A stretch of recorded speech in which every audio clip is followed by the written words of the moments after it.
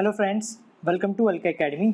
आई am Akash Darji और आज के लेक्चर से हम स्टार्ट करने वाले हैं वर्ल्ड मैप के कंप्लीट सीरीज़। ये वर्ल्ड मैप सीरीज़ में हमें क्या करना है, जो इम्पोर्टेंट मैपिंग के पॉइंट ऑफ व्यू जो क्वेश्चंस एग्जाम में आते हैं उसको स्टडी करना है। ठीक है। आज के लेक्चर में हम जो बात करने वाले हैं वो वर्ल्ड मैपिंग का बेसिक्स देखेंगे। बेसिक्स जैसे कैसे कि कौन कौन से इंपोर्टेंट कॉन्टिनेंट्स है, कौन कौन से इंपोर्टेंट ओशंस है, सीज है, आइलैंड्स है, गल्फ्स है, एंड लैटिट्यूड क्या है, लॉन्जिट्यूड क्या है, वो सब डिस्कस करने वाले हैं जो बेसिक्स हैं। ठीक है। उसके बाद हमें देखना है कॉन्टिनेंट्स, जिसमें हम नॉर्थ अमेरिका, एशिया, यूरोप, उसको सब डिटेल से स्टडी करेंगे। उसमें कौन कौन सी इंपॉर्टेंट कंट्रीज़ है, कौन कौन से इंपॉर्टेंट गल्फ्स है, कौन कौन से इंपॉर्टेंट लोकेशंस है, लेक्स है, वो सब कुछ हमें स्टडी करना है। ठीक है। बट ये वर्ल्ड मैपिंग करना क्यों है, तो उसका एक बेस्ट रीज़न आपको देता हूँ कि आप आगे जाके ज्योग्राफी पढ़ने वाले हो। तो ज्योग्राफी में आपको क्या पढ़ना है, बहुत कुछ इंपॉर्टेंट थियोरीज वगैरह पढ़नी है कि जिसके अंदर आपको वर्ल्ड के कुछ इंपॉर्टेंट लोकेशंस भी दिए जाएंगे एग्जाम्पल के तौर पे। तो वो जो लोकेशंस आपको पता होने चाहिए कि वो वर्ल्ड में कहाँ पे आए हुए हैं। वो कब पता होगा, जब आपने वर्ल्ड मैपिंग अच्छी तरीके से किया होगा। एग्जाम्पल है उसका, जैसे कि बोल दिया गया कि Appalachian mountain is the example of the old fold mountain. Now Appalachian mountain बोल दिया होगा कि वो नॉर्थ अमेरिका में आया है, बट कौन सी कंट्री में आया हुआ है वो आपको पता होना चाहिए। वो कंट्री में कौन से लोकेशन पे आना है वो भी पता होना चाहिए। उसका लोकेशन किस तरीके से है, तो वो सब कुछ पता होना चाहिए। देन सेकंड एग्जांपल ले लो, मोना लोआ द लार्जेस्ट वोल्केनो कहाँ पे आया हुआ है, तो वो हवाई आइलैंड पे आया हुआ। बट हवाई आइलैंड एग्जैक्टली कहाँ पे आया है वो भी आपको वर्ल्ड मैपिंग से ही पता चलने वाला है। ठीक है। और वैसे भी वर्ल्ड मैपिंग करे हुए तो आपको मज़ा भी आएगा और ज्योग्राफी पढ़ने में और फिर मज़ा आएगा। ठीक है। वर्ल्ड मैपिंग एक ऐसा टॉपिक है कि जो आपको कभी बोरिंग भी नहीं लगने वाला है और आप इसको इंटरेस्टिंग से पढ़ सकते हो। ठीक है। ये लेक्चर को आप किस तरीके से कर सकते हो, आप चाहे तो अपने पास कुछ ब्लैंक मैप है वर्ल्ड के, तो वो एक ले सकते हो और साथ में आप प्लॉट कर सकते हो। और या फिर एक बार उसको वीडियो को देखो और वीडियो को देखते के साथ में अपनी जो अपने पास अगर एटलास हो तो एटलास को भी देखते जाओ। ठीक है। तो इस तरीके से आप इस लेक्चर्स को आप देख सकते हो। लेक्चर को स्टार्ट करते हैं। उसमें सबसे पहले हम बात करेंगे मैपिंग के लिए जो बेसिक चीज़ होती है वो, और नेक्स्ट लेक्चर से स्टार्ट करने वाले हम कॉन्टिनेंट वाइज देखेंगे। ठीक है। आप सब लोगों को पता है कि हमारी पृथ्वी अर्थ गोल है कुछ इस तरीके से, राइट। यहाँ पे हम देखें तो ये मैंने गूगल मैप से लिया हुआ है, तो मैं अभी गूगल मैप को देख रहा हूँ। और यहाँ पे आप गूगल मैप को देखोगे तो सैटेलाइट व्यू आता है, राइट। तो सैटेलाइट व्यू में उसको आप कुछ इस तरीके से देख पाओगे। अभी मैं जिस दिन टाइम पे देख रहा हूँ, ये टाइम पे अगर मैं यहाँ पे देखूँ तो यहाँ पे क्या है, देखो अब मैं यहाँ पे जूम कर रहा हूँ, ये इंडिया है, राइट। इंडिया में भी यहाँ पे देखो ये टाइम पे बहुत बादल दिख रहा है हमें, यहाँ पे बारिश का कुछ एटमॉस्फेयर छाया हुआ है ना। हमें क्या देखना है, अभी फिर से मैं ये मैप में आ जाता हूँ, क्लियर करे हो जाएगा फिर। आपको ये मैं मैप क्यों दिखा रहा हूँ कि देखो ये ग्लोब है और हमारे पास जो वर्ल्ड मैप होते हैं जो हम क्लासरूम में यूज़ करते हैं या फिर घर में यूज़ करते हैं वो तो रेक्टेंगल में होते हैं, राइट। डिफरेंस क्या होता है उन दोनों में वो समझना है हमें सबसे पहले। देखो आप यहाँ पे आपने इंडिया तो देख लिया यहाँ पे, और जूम करके मैं दिखा देता हूँ। ठीक है, इंडिया आपको दिख रहा होगा। ओके, नाउ मैं आपको ले जाता हूँ ग्रीनलैंड में। अभी ग्रीनलैंड कहाँ पे है, तो इंडिया के नॉर्थ वेस्ट में जाओ आप। ठीक है, सब देखोगे यहाँ पे, तो यहाँ पे ग्रीनलैंड है। ठीक है, आप ध्यान से देखो, ग्रीनलैंड बड़ा दिख रहा है या फिर आपको इंडिया बड़ा दिख रहा है, तो आप देखोगे यहाँ पे तो आप उसके लिए आप बोलोगे कि इंडिया बड़ा दिख रहा है ना, ग्रीनलैंड छोटा दिख रहा है। क्या हो रहा है यहाँ पे कि इंडिया देखो बड़ा दिख रहा है, ग्रीनलैंड छोटा दिख रहा है, बट जब इसको वर्ल्ड मैप को प्रोजेक्ट करता है रेक्टेंगुलर सरफेस पे, जैसे कि हमारे वर्ल्ड मैप के जो शीट्स आती है उसमें, तो वहाँ पे क्या हो जाता है, उसका एग्जाम्पल देखें तो वो कुछ इस तरीके से दिखता है हमें, राइट। यहाँ पे अगर आप देखोगे तो ये है ग्रीनलैंड, ठीक है, और ये है इंडिया। यहाँ पे आप देखोगे तो आपको ऑब्वियसली दिख रहा है कि ग्रीनलैंड बड़ा हो गया है इंडिया से, है ना।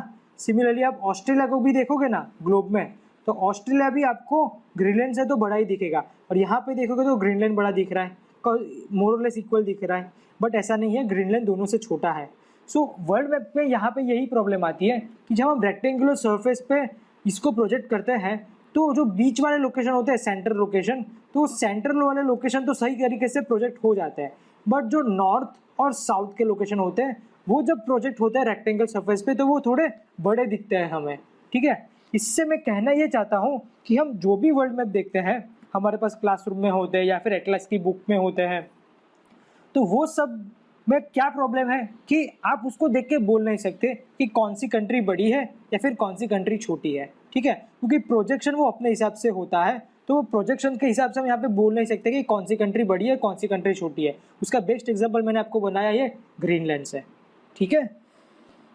ये सबसे पहले समझना जरूरी था कि हम जब जो भी वर्ल्ड मैप देखते हैं तो उसमें हमें कंट्री को देख के नहीं बोलना है कि कौन सी कंट्री बड़ी है कौन सी कंट्री छोटी है, ठीक है। ओके, नाउ आप यहाँ पे देख रहे हो क्लियरली कि यहाँ पे सब कॉन्टिनेंट्स आपको दिख रहा है और उस कॉन्टिनेंट में कंट्रीज आपको दिख रही है। तो ये सब हमें डिटेल से अभी वर्ल्ड मैप में हम ब्लैंक मैप में सब प्लॉट करेंगे तो ज़्यादा अभी क्लियर होगा, ठीक है। आप देखो तो हमारे वर्ल्ड में दो ही चीज़ होती है, एक होता है लैंड मास और दूसरी होती है वाटर बॉडीज, ठीक है। लैंड मासेस को हम कॉन्टिनेंट बोलते हैं और वाटर बॉडीज को हम ओशंस बोलते हैं। तो ये दो ही चीज़ होती है, तो वो दो चीज़ों के बारे में सबसे पहले हमें पता होना चाहिए और वही हमारा बेसिक्स ऑफ वर्ल्ड मैपिंग। तो हम क्या करते हैं अभी एक पूरा एक सिंपल ब्लैंक वर्ल्ड मैप लेंगे और वो ब्लैंक मैप में हम इंपॉर्टेंट लोकेशंस, इंपॉर्टेंट ओशंस और कॉन्टिनेंट्स को प्लॉट करेंगे।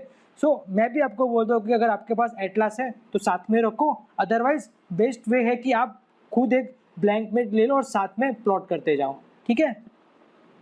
देखते हैं सबसे पहले प्लॉट करते हैं यहाँ पे कॉन्टिनेंट्स को, राइट। सबसे पहले देखते हैं कॉन्टिनेंट, द लार्जेस्ट कॉन्टिनेंट कौन सा है, वो है एशिया, ठीक है। लार्जेस्ट कॉन्टिनेंट एशिया है। कहाँ तक फैला हुआ है, देखो यहाँ तक नहीं फैला हुआ है, यहाँ पे एक यूरल माउंटेन रेंज है, ठीक है। यूरल माउंटेन रेंज से ये सेपरेट होता है। देखो ये पूरी रशिया है, यहाँ पे ये क्या है, ये है यूरल माउंटेन रेंज। तो यूरल माउंटेन यहाँ पे सेपरेट करता है एशिया को यूरोप से। यूरोप को बाद में प्लॉट करते हैं। सबसे पहले आपको क्या याद रखना है, एरिया वाइज लार्जेस्ट कॉन्टिनेंट कौन सा है, एशिया है। देन सेकेंड लार्जेस्ट कौन सा है, सेकेंड लार्जेस्ट है Africa, okay.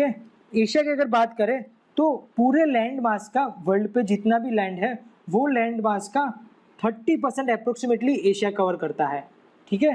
Then second Africa जो अप्रोक्सीमेटली 20% कवर करता है, ओके। थर्ड लार्जेस्ट कौन सा है, तो थर्ड लार्जेस्ट ये पूरा कॉन्टिनेंट हो जाएगा आपका is north America and the fourth largest will B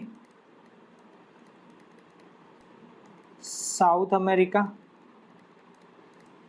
then fifth largest जो यहाँ पे नहीं दिखाया गया है वो ये है, ये नीचे कौन सा आएगा, तो नीचे आता है एंटार्क्टिका।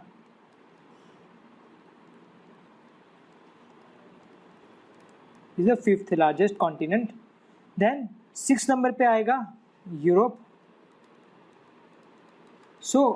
ये सिक्स लार्जेस्ट क्यों हुआ, क्योंकि ये जो यहाँ पे एशिया में एक इम्पॉर्टेंट बहुत बड़ी कंट्री है जो हम देखेंगे, इसका एक इम्पॉर्टेंट पार्ट यूरोप में आता है यहाँ तक, ठीक है।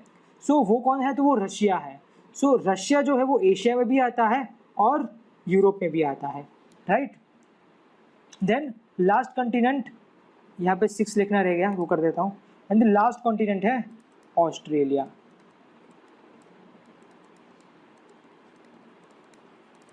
राइट। आपको ये कॉन्टिनेंट को ऐसे ही ऑर्डर में याद रखना है। एरिया वाइज सबसे लार्जेस्ट एशिया है, then Africa, north America, south America, Antarctica, Europe and Australia. Australia जो है वो लैंड मास का कुल 6% ही कवर करता है, जबकि एशिया जो है वो अप्रोक्सीमेटली 30% कवर करता है, ठीक है। नाउ यही कॉन्टिनेंट को हम यहाँ पे पॉपुलेशन वाइज अगर दिखाएं, पॉपुलेशन वाइज अगर देखें तो जहाँ पे सबसे ज़्यादा पॉपुलेशन है वो कौन सा कॉन्टिनेंट है, तो वो है एशिया। अप्रोक्सीमेटली वर्ल्ड की टोटल पॉपुलेशन का 60% पॉपुलेशन एशिया कवर करता है, ठीक है। देन सेकेंड नंबर पे आता है अफ्रीका, वर्ल्ड की टोटल पॉपुलेशन का 16% अफ्रीका कवर करता है। उसके बाद आता है यूरोप, जो एरिया वाइज 6th पे था बट पॉपुलेशन वाइज वो 3rd रैंक पे आता है यूरोप। टोटल पॉपुलेशन का 10% ये यूरोप कवर करता है। देन 4th नंबर पे है North America population wise, 5th number पे South America population wise and 6th number पे ऑस्ट्रेलिया पॉपुलेशन वाइज। हालांकि एंटार्क्टिका पे कोई इनहेबिटेंट एरिया नहीं है, वहाँ पे जो है वो रिसर्च स्टेशन वगैरह है, तो उसको 7 नंबर पे रखेंगे। ठीक है, तो इस तरीके से आपको ये एरिया वाइज और पॉपुलेशन वाइज दोनों तरीके से कॉन्टिनेंट को याद रखना है। ओके, नाउ इम्पोर्टेंट बात करते हैं कि दूसरी बॉडी की, दो वाटर बॉडीज़ के बारे में बात करते हैं। ठीक है, सो वाटर बॉडीज़ में हमने क्या बात की थी कि ओशंस को देखना है, तो हमारे पास कुल मिला के 5 ओशंस है। ठीक है, उसको भी ऑर्डर में देखते हैं, बट उसको देखने से पहले आप थोड़ा एक लॉजिक लगाओ। यहाँ पे कॉमन सेंस की बात है कि हमारा जो वर्ल्ड है वो तो राउंड शेप में है, हमने यहाँ पे उसको रेक्टेंगुलर शेप में लिखा है, तो क्या बस यहाँ पे ख़त्म हो गया वर्ल्ड? अगर राउंड शेप में होगा तो राउंड शेप में ये जो पोर्शन है नॉर्थ अमेरिका का, ठीक है, वो यहाँ पे भी कंटिन्यू ही होगा ना, है ना, सिंपल कॉमन सेंस की बात है ये तो ये यहाँ पे कंटिन्यू होगा, तो ये पोर्शन सेम ही है, तो यहाँ पे जो ओशन रहेगा वो सेम ओशन यहाँ पे ही रहने वाला है। ठीक है, तो ये वाला जो एरिया होगा और ये वाला एरिया वो सेम ही है। ठीक है, सो वहाँ पे ये हमारा सबसे बड़ा ओशन, कौन सा ओशन? तो वो है पैसिफिक ओशन। तो याद रखना है पैसिफिक ओशन कहाँ पे है। पैसिफिक ओशन अगर ध्यान से देखो तो Australia, Asia, north America and south America उनके बीच में है। सो बेसिकली ये जो है ऊपर रहेगा वो नॉर्थ पैसिफिक ओशन कहलाएगा और नीचे रहेगा वो साउथ पैसिफिक ओशन रहेगा। So north America, south America, Asia and Australia उनके बीच में है सबसे बड़ा ओशन जिसका नाम है Pacific ocean. Now second largest ocean की बात करें तो वो है अटलांटिक ओशन। कहाँ पे है? तो वो यहाँ पे है, देखो ये एस शेप में पड़ रहा है यहाँ पे, एस शेप, तो वो क्या है? ये है अटलांटिक ओशन। ठीक है, उसमें सिमिलरली ये हो जाएगा आपका नॉर्थ अटलांटिक ओशन और नीचे आ जाएगा साउथ अटलांटिक ओशन। ठीक है, नाउ थर्ड इंडियन ओशन। देखो डिफरेंस क्या हुआ यहाँ पे, पैसिफिक ओशन और अटलांटिक ओशन दोनों है ना ओपन थे, नॉर्थ और साउथ से कनेक्टेड है, ओपन है, जबकि इंडियन ओशन है ना वो नॉर्थ में ब्लॉक हो रहा है क्योंकि वहाँ पे कॉन्टिनेंट्स आ रहे हैं। ठीक है, तो यहाँ पे हम नॉर्थ इंडियन ओशन और साउथ इंडियन ओशन नहीं बोलने वाले हैं, right. And the fourth Arctic ocean, जो नॉर्थ साइड में, जो नॉर्थ जो कॉन्टिनेंट जहाँ पे खत्म हो रहे हैं नॉर्थ में, वहाँ पे ऊपर आर्कटिक ओशन है और नीचे एंटार्क्टिक के पास यहाँ पे आ जाएगा सदर्न ओशन। ठीक है, राइट। सो यहाँ पे ऑर्डर में रखे तो सबसे पहले पैसिफिक ओशन आ जाएगा, देन अटलांटिक ओशन आ जाएगा, थर्ड नंबर पे इंडियन ओशन आ जाएगा, फोर्थ नंबर पे सदर्न ओशन आ जाएगा और फिफ्थ नंबर पे आर्कटिक ओशन आ जाएगा। सो बेसिकली पैसा बन रहा है यहाँ पे, क्या बन रहा है? पैसा। पैसा मतलब क्या? Pacific, Atlantic, Indian Ocean, Southern Ocean and Arctic Ocean, right. So इस तरीके से आप कॉन्टिनेंट्स और ओशंस को यहाँ पे याद रखना है। ये बेसिक इन्फॉर्मेशन है, आपको पता होनी ही चाहिए, स्कूल से पढ़ते आ रहे हैं, कुछ लोग कभी भी भूल जाते हैं तो उनका यहाँ पे रिवाइज भी हो गया होगा। ठीक है, तो ये हो गया हमारा एकदम बेसिक पॉइंट वर्ल्ड मैपिंग के लिए, continents and oceans. Okay, now हमें क्या करना है आगे, जो बड़े बड़े इंपॉर्टेंट लोकेशन है वो अभी यहाँ पे हम प्लॉट कर देंगे कि ताकि जब हम कॉन्टिनेंट्स देखें तब जल्दी से उसको हम रिवाइज कर सकें। ठीक है, सो थोड़ा बहुत यहाँ पे हम वर्ल्ड मैपिंग का ओवरव्यू भी देख लेते हैं साथ में, जिसमें हम important islands, important countries, important seas, gulfs, straits वो सब कवर कर लेते हैं। थोड़ा ही देखेंगे, ज़्यादा डीप में नहीं जाना है। ठीक है, क्योंकि पूरे वर्ल्ड मैपिंग का हमें ओवरव्यू भी करना है, कब? जब हम सब कॉन्टिनेंट्स खत्म कर लेंगे तब इंपॉर्टेंट लोकेशन हम एक ही वर्ल्ड मैप पे प्लॉट करने वाला है। ठीक है, तो अभी हम जस्ट थोड़े इंपॉर्टेंट जो बेसिक्स पता होने चाहिए वो कर लेते हैं, राइट। सो सबसे पहले बात करते हैं ये आइलैंड जो हमने आगे डिस्कस किया था, क्या है ये है ग्रीनलैंड। देखो ग्रीनलैंड यहाँ पे नॉर्थ अमेरिका से जुड़ा हुआ है। ठीक है, तो ग्रीनलैंड जो है वो नॉर्थ अमेरिका कॉन्टिनेंट में आता है, but Greenland is a part of Denmark, and जो डेनमार्क है वो यूरोप में आया हुआ है। ठीक है, डेनमार्क यूरोप में आया हुआ है, बट ग्रीनलैंड जो है, जो डेनमार्क की टेरिटरी है, वो नॉर्थ अमेरिका कॉन्टिनेंट में, और ये याद रखना है आपको। और ग्रीनलैंड क्या है? ग्रीनलैंड है the largest island of the world. So island basically क्या होता है, जिनकी चारों ओर ओशन हो, चारों ओर सी हो, उसको हम आइलैंड बोलते हैं। ठीक है, नाउ नीचे आए तो ग्रीनलैंड के नीचे यहाँ पे एक और आपको आइलैंड दिख रहा है, ये आइलैंड का नाम है आइसलैंड, राइट। उसके बाद यहाँ पे नीचे जाए और तो एक इम्पोर्टेंट आइलैंड यहाँ पे आ रहा है, उसका नाम है कैरिबियन आइलैंड्स, यहाँ पे वेस्ट इंडीज आया हुआ है। ठीक है, और नीचे जाए यहाँ पे तो देखो ये अफ्रीका आपको कॉन्टिनेंट दिख रहा है, अफ्रीका में यहाँ पे ये अलग से एक पूरा आइलैंड है। ठीक है, जो अफ्रीका कॉन्टिनेंट का ही पार्ट है, उसका नाम है मडागास्कर, राइट। नाउ आगे देखें यहाँ पे तो देखो यहाँ पे बहुत सारे आइलैंड है ये। ठीक है sir, this is the groups of island, एक आइलैंड नहीं है, बहुत सारे थाउजेंड्स ऑफ आइलैंड्स है यहाँ पे। ठीक है, और ग्रुप्स ऑफ आइलैंड को जाना जाता है द्वीप समूह, इंग्लिश में आर्कीपेलागो के नाम से। ठीक है, सो आर्कीपेलागो क्या होता है, ग्रुप्स ऑफ आइलैंड्स। सो ये क्या है, मैंने जो ड्रॉ किया है वो है इंडोनेशिया। सो याद रखना है, Indonesia is the largest archipelago of the world, while Greenland is the largest island of the world. ठीक है, सो ये दो डिफरेंस आपको पता होना चाहिए, आइलैंड क्या होता है और आर्कीपेलागो क्या होता है, राइट। नाउ ये देखिए ऑस्ट्रेलिया है, ये ऑस्ट्रेलिया कंट्री है। ठीक है, ऑस्ट्रेलिया कॉन्टिनेंट जो है ना वो यहाँ से स्टार्ट होता है, ये एक ऑस्ट्रेलिया कॉन्टिनेंट का पार्ट है, ये ऑस्ट्रेलिया हो गया। यहाँ पे आता है ऑस्ट्रेलिया का ही पार्ट है, ये है तस्मानिया। ठीक है, और यहाँ पे जो ये है न्यूजीलैंड। ठीक है, यहाँ पे बहुत सारी छोटे छोटे यहाँ पे आइलैंड्स हैं जो एक ओशिनिया का पार्ट है।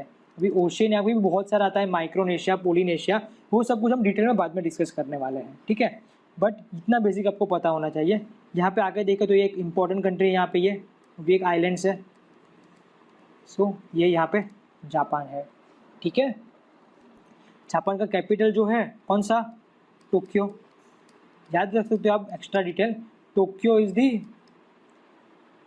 Largest city by population. ठीक है, टोक्यो में सबसे ज़्यादा पॉपुलेशन है वर्ल्ड में, राइट। सो बेसिक इतना हमें पता होना चाहिए आइलैंड्स के बारे में, राइट। और भी डिटेल है, बहुत सारी डिटेल आएगी, बट जैसे कॉन्टिनेंट वाइज करते जाएंगे वैसे वैसे हम करते जाएंगे। ठीक है, आइलैंड्स के बाद भी देखते हैं इंपॉर्टेंट सीज। ठीक है, ना हमने अभी ओशंस देखे, ओशन से छोटा जो पार्ट होता है वो होता है सी। नाउ सी एक्चुअली पार्ट ही है, ओशंस के ही पार्ट होते हैं सी, राइट। बट कंट्री, कोई भी कंट्री है वो अपने आसपास के एरिया के जो ओशंस होते हैं उसको सी बोलते हैं हम। ठीक है, तो कुछ डिफरेंस, ऐसा कोई डेफिनेशन पर्टिकुलर नहीं है, और वो सी का जो नाम रहेगा वो कंट्री अपने कंट्री के नाम से दे सकती है। जैसे कि एग्जांपल ले लो, जैसे कि यहाँ पे अरेबिया है। ठीक है, तो उसके हिसाब से यहाँ पे क्या हो जाता है, अरेबियन सी बोलते हैं। ये पूरा बंगाल है यहाँ पे, तो उसके हिसाब से यहाँ पे क्या बोला जाता है, बे ऑफ बंगाल बोला जाता है, राइट। कुछ सी जो है वो कलर के नाम से भी दिए जाते हैं, राइट। तो वो सी के बारे में थोड़ा बहुत देख रहे थे, क्योंकि आगे जाके कॉन्टिनेंट में भी बहुत काम आने वाला है वो। सबसे पहले देखते हैं यहाँ पे हम, ये जो आपको बीच में फंसा हुआ दिख रहा है ना, देखो ये पूरी लैंड मासिस है, ये पूरा लैंड मास है, और बीच में ये छोटा सा समुंदर बना हुआ है। बेसिकली उसको आप लेक भी बोल सकते हो, क्योंकि वो चारों ओर जमीनों से घिरा हुआ है। ये है कास्पियन सी। कास्पियन सी को जाना जाता है द लार्जेस्ट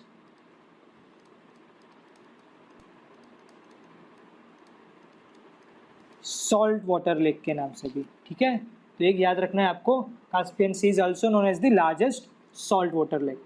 कास्पियन सी के बाजू में जाएंगे हम तो यहाँ पे एक आएगा ब्लैक सी, ये भी आपको याद रखना है, बाद में हम डिटेल से करने वाले हैं इसको। यहाँ पे जो रहेगा ये है मेडिटेरेनियन सी,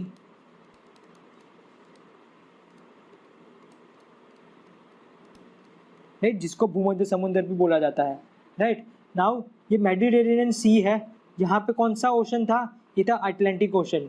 सो अटलांटिक ओशन और मेडिटेरेनियन सी, उन दोनों के बीच में यहाँ पे पानी का छोटा सा पैसेज है, जो वैसे दिखाई नहीं देने वाला है, राइट।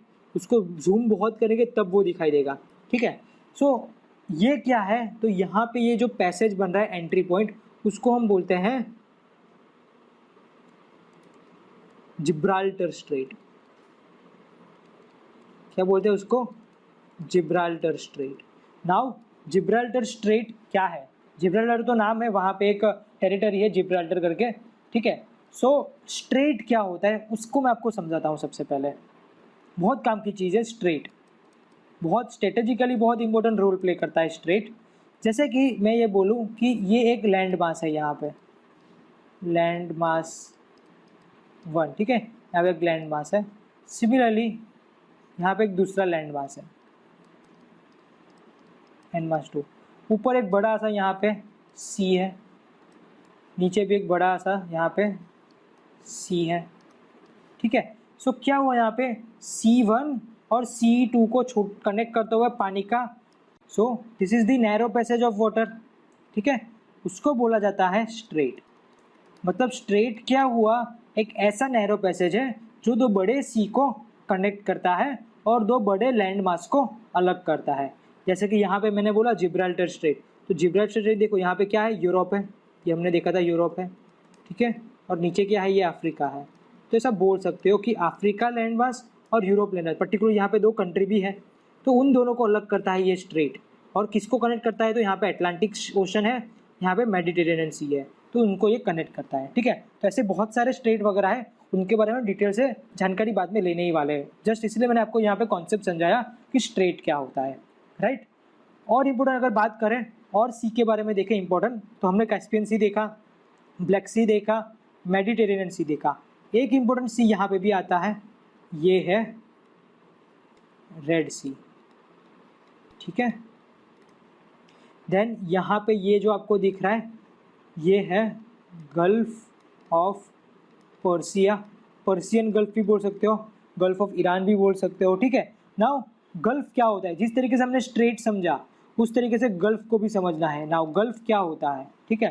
सो ऐसी वाटर बॉडी जो 3 साइड से लैंड से घिरी हुई है, ये लैंड बॉडी है, ये वाटर बॉडी है। So water body generally 3 side से घिरी हुई है, उसके पास यहाँ पे ये पानी का पैसेज एक छूटा हुआ है। हालांकि ये स्ट्रेट जितना नहीं है, स्ट्रेट में तो बहुत छोटा पैसेज होता है, ये बहुत बड़ा पैसेज होता है वैसे। उसका एग्जांपल ले लो तो यही देखो, यहाँ पे मैंने जो लोकेशन अभी ड्रॉ किया वहाँ पे ये पूरा वाटर बॉडी थी यहाँ पे, तो एक ही पोर्शन था यहाँ पे पानी का जाने का, इसलिए इसको हमने गल्फ बोल दिया। उसका दूसरा एग्जाम्पल आप ले लो, यहाँ पे देखो ये लोकेशन सेम ऐसा ही है, ये क्या है, तो ये है गल्फ ऑफ मैक्सिको, ठीक है। Gulf of Mexico is the largest gulf of the world, right. तो क्या दिख रहा है आपको यहाँ पे, ये पूरी लैंड मासिस है और यहाँ पे पानी के लिए एक ही यही रास्ता है यहाँ पे, ठीक है। तो इसीलिए इसको हमने गल्फ बोला। सिमिलरली आप इंडिया में देखो तो इंडिया में गल्फ ऑफ कच्छ है, गल्फ ऑफ कैम्बे खंभात का खाद जिसको बोला जाता है, राइट। तो आप समझ सकते हो कि ये गल्फ क्या है, राइट। सो ये स्ट्रेट और गल्फ समझना आपके लिए बहुत इंपॉर्टेंट था, राइट। और इम्पोर्टेंट सी देखें, सो यहाँ पे हमने क्या देखा था कि अटलांटिक, यहाँ पे अरेब, यहाँ पे इंडियन ओशन है, ठीक है।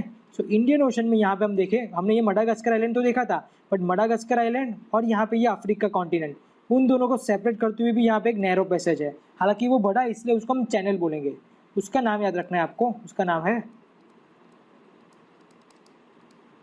Mozambique channel, right. सो अभी आपको याद रखना है उसको, जो मोजाम्बिक और अफ्रीका मेनलैंड को अलग करता है वो है मोजाम्बिक चैनल, राइट। यहाँ पे हमने देखा था सी एक ऑलरेडी देख लिया था, इंडिया के पास अरेबियन सी, यहाँ पे होता है बे ऑफ बंगाल। यहाँ पे हमने कैरेबियन आइलैंड देखा था, तो यहाँ पे ये हो जाएगा कैरेबियन सी, ठीक है।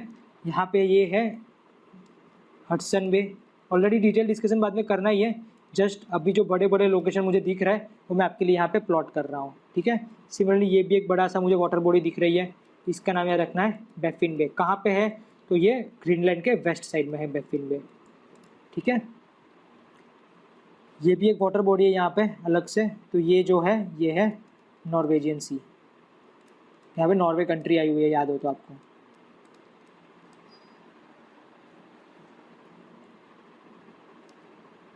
यहाँ पे आए तो एक इम्पोर्टेंट यहाँ पे एक डिस्प्यूटेड एक ओशन है, सी है यहाँ पे, इसका नाम है साउथ चाइना सी, राइट।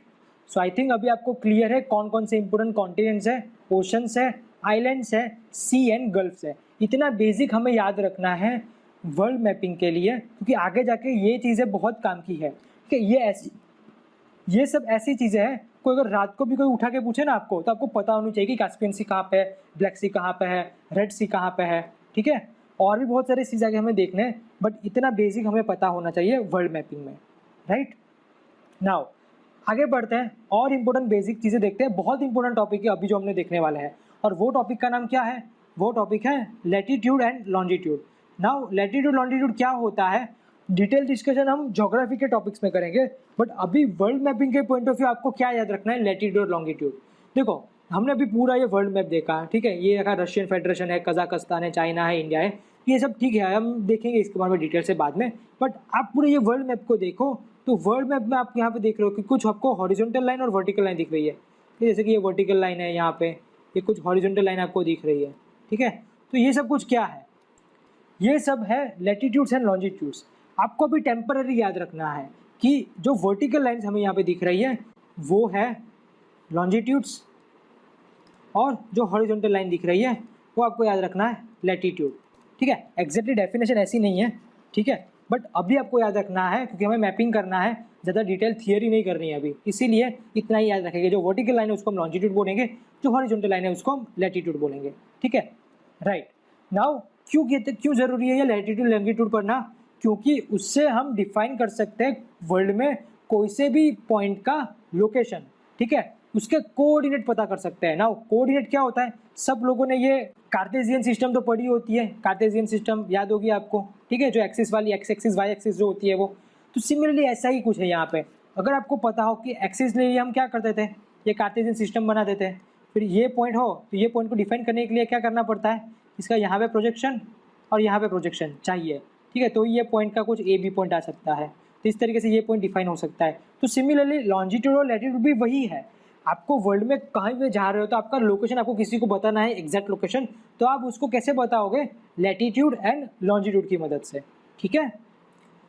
सो उसी तरीके से हम यहाँ पे क्या करते हैं, देखो आप यहाँ पे देखो ये क्या दिख रहा है, ये है अर्थ के एकदम सेंटर में से पास होता हुआ 0 degree latitude. Exactly 0 degree latitude क्या होता है वो सब लैटिट्यूड लॉन्जिट्यूड वाले चैप्टर में पढ़ने वाला है, ठीक है। पर याद रखना है जो 0 डिग्री लैटिट्यूड है उसको क्या बोलते हैं, इक्वेटर बोलते हैं, ठीक है। सिमिलरली 23.5 डिग्री वाला जो लैटिट्यूड है उसको बोलते हैं ट्रॉपिक ऑफ कैंसर, और नीचे भी एक 23.5 डिग्री वाला लैटिट्यूड आएगा उसको बोलते हैं ट्रॉपिक ऑफ कैप्रिकॉर्न। नाउ दो क्यों आया 23.5 डिग्री, ठीक है। सो यहाँ पे मैं क्या बोल रहा हूँ आपको कि जो 0 डिग्री लैटिट्यूड है उसके ऊपर वाले जो लोकेशन है वो डिग्री नॉर्थ में गिने जाएंगे, और जो नीचे वाले लोकेशन है वो डिग्री साउथ में गिने जाएंगे, ठीक है। तो 0 डिग्री जो है लैटिट्यूड मतलब कि इक्वेटर, वो अर्थ को 2 पार्ट में डिवाइड करता है। जो डिग्री नॉर्थ वाले हमने जो लिखे वो नॉर्दर्न हेमिस्फीयर कहेंगे, 0 डिग्री के साउथ वाले जो सब है वो सदर्न हेमिस्फीयर कहेंगे, ठीक है। तो इसीलिए जो ट्रॉपिक ऑफ कैंसर है वो 23.5 डिग्री नॉर्थ है, और ट्रॉपिक ऑफ कैप्रिकॉर्न जो है वो 23.5 डिग्री साउथ है। क्यों 23.5 डिग्री वगैरह है, क्यों ऐसे नाम दिए गए हैं, तो वो सब बाद में डिस्कस करना है, अभी से हम वर्ल्ड मैपिंग करना है, इसलिए इतना भी पता होना चाहिए। देन और 2 इंपॉर्टेंट हमारे पास सर्कल्स हैं, ये देखो यहाँ पे आर्कटिक सर्कल आ रहा है, कहाँ पे है आर्कटिक सर्कल, तो आर्कटिक सर्कल आएगा 66.5 डिग्री नॉर्थ, और नीचे जाएंगे तो यहाँ पे आएगा आपका Antarctic circle that is 66.5 degree south, ठीक है। सो ये 5 फेमस लैटिट्यूड आपको पता ही होने चाहिए, इसमें कभी आपको मिस नहीं करना है कि भाई 23.5 डिग्री साउथ आपका कैंसर हो गया, ऐसा नहीं करना है, ये बेसिक चीज़ें आपको पता होनी चाहिए, राइट। नाउ हम अगर यहाँ पे और डिटेल में बात करें जो काम की चीज़ है हमारे लिए, इक्वेटर को आप पकड़ो, ठीक है।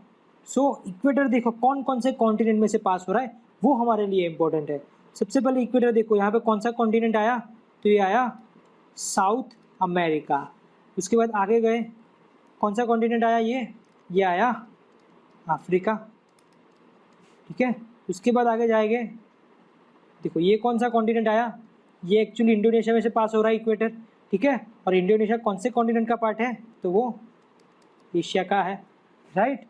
सो ये नोट डाउन कर लो आप कि इक्वेटर कौन कौन सी कॉन्टिनेंट में से पास हो रहा है। अभी हम कंट्री की बात नहीं कर रहे, अभी सिर्फ कॉन्टिनेंट पे फोकस कर रहा है।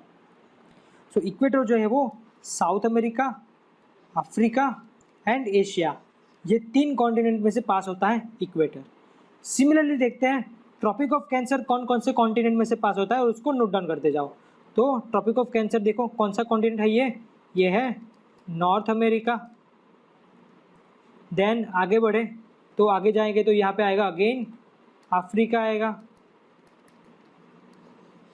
और आगे जाएंगे तो यहाँ पे ये क्या आ गया, एशिया आ गया, राइट। सो जो ट्रॉपिक ऑफ कैंसर है वो north America, Africa and Asia, ये 3 कॉन्टिनेंट में से पास करता है, राइट। जबकि इक्वेटर था वो साउथ अमेरिका था, बाकी सेम ही है। नाउ ट्रॉपिक ऑफ कैप्रिकॉर्न देखते हैं वो कौन कौन से कॉन्टिनेंट में से पास होता है।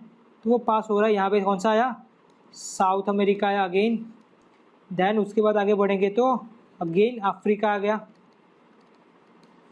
देन आगे बढ़ेंगे तो यहाँ पे फिर एशिया नहीं आ रहा है, क्या आ रहा है, ऑस्ट्रेलिया कॉन्टिनेंट आ रहा है यहाँ पे, ठीक है।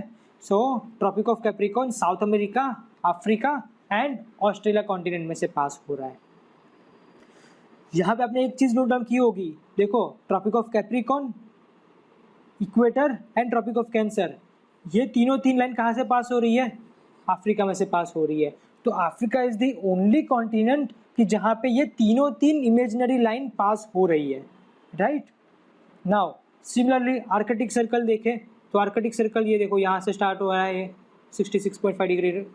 सो ये हो गया आपका यहाँ पे अगेन नॉर्थ अमेरिका हो गया, ये नॉर्थ अमेरिका हो गया। देन यहाँ पे ये क्या आ गया, यूरोप आ गया, और यहाँ पे फिर क्या आ जाएगा, ये एशिया आ गया, ठीक है।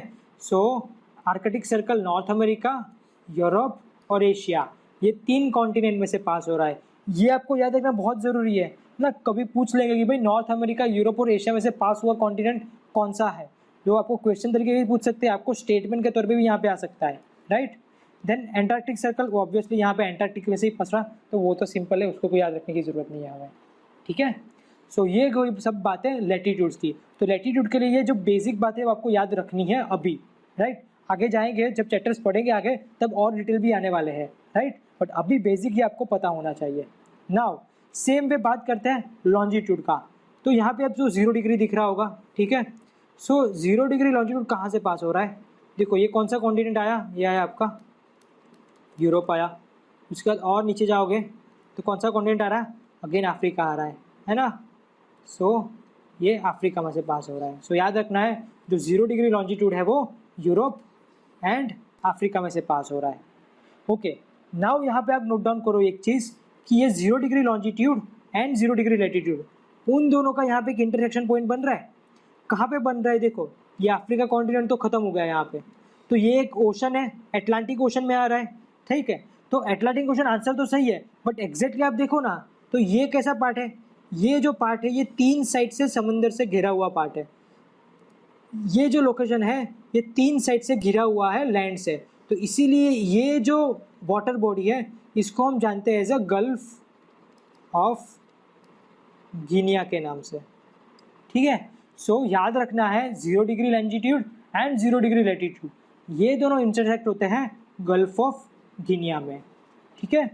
और भी बहुत कुछ फैक्ट्स होते हैं लैटिट्यूड लॉन्जिट्यूड के लिए, बट मैपिंग के लिए इतना अभी काफ़ी है, ठीक है।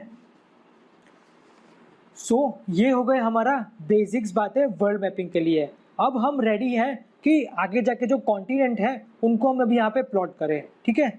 सो नॉर्थ अमेरिका के लिए जो मैपिंग करना है वो हमें नेक्स्ट लेक्चर में करना है, बट वो लेक्चर को स्टार्ट करने से पहले आपको ये लेक्चर 2-3 बार देखो और उसको समझो कौन कौन से इंपॉर्टेंट लोकेशन है, क्योंकि यही इंपॉर्टेंट चीज़ें आपको पता होनी चाहिए। आज हमने ऐसी चीज़ें देखी है जो कोई भी एक्सपीरियंस के लिए बेसिक है, इतना तो उसको पता होना ही चाहिए, राइट। सो मिलते हैं फिर नेक्स्ट लेक्चर में, थैंक यू।